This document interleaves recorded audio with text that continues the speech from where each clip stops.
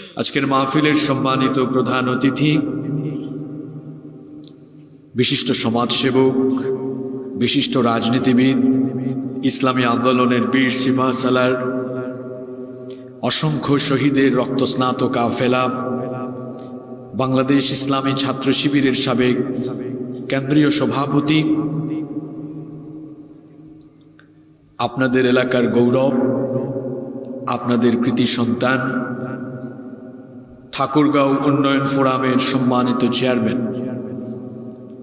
বিগত স্বৈরাচারী সরকারের সময়ে যিনি লম্বা সময়ে কারা নির্যাতিত ছিলেন এবং এক টানা 56 দিন যাকে রিমান্ডে রেখে তৎকালীন স্বৈরাচার সরকার নির্মম নির্যাতন তার উপরে চালিয়েছিল। এ যেন স্টেজে আমরা এক জীবন্ত শহীদকে দেখতে পাচ্ছি। এমন কোনো নিপীড়ন নেই যা স্বৈরাচারেরা তার উপরে করেনি। আমার ভাইকে কি পরিমাণ নিপীড়ন করা হয়েছে, এক টানা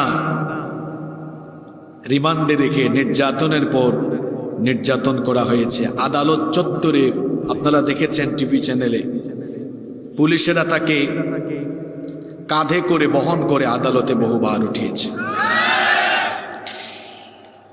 শুধু দেলোয়ার ভাই নয়, গোটা বাংলাদেশেই এইরকম তারা প্রতিটি জনপদকে নির্যাতন নিপীড়নের জাতাকলে পিষ্ট করে তুলে গোটা 56,000 বর্গ মাইলকে তারা কারবালার ময়দানে পরিণত করেছিল।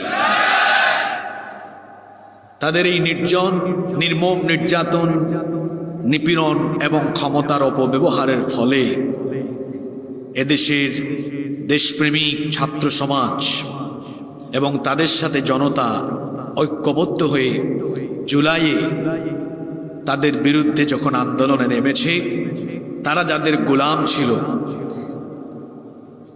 এরা এদেশে ভারতের রীতিনীতি, ভারতের কালচার, ভারতীয় আধিপত্যবাদ কায়েম করতে চেয়েছিল। কিন্তু এদেশের মানুষ যখন গভীরভাবে সেটা সামষ্টিকভাবে উপলব্ধি করেছে, সবাই সম্মিলিতভাবে যখন ময়দানে নেমেছে, তখন ভারতীয় গোলামরা ছাত্র জনতার তাড়া খেয়ে তাদের দাদা বাবুদের দেশে তারা পালিয়ে গিয়েছে।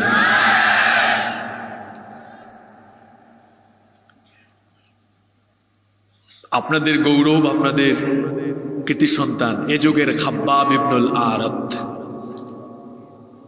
দেলোয়ার ভাই, আমরা দোয়া করছি আল্লাহ তাআলা তাকে হায়াতান তাইয়্যিবাহ, সিহহাতান কুল্লিয়া দান করেন এবং এই ঠাকুরগাঁওয়ের মানুষের উন্নয়নের জন্য আল্লাহ তাআলা তাকে কবুল করে নেন।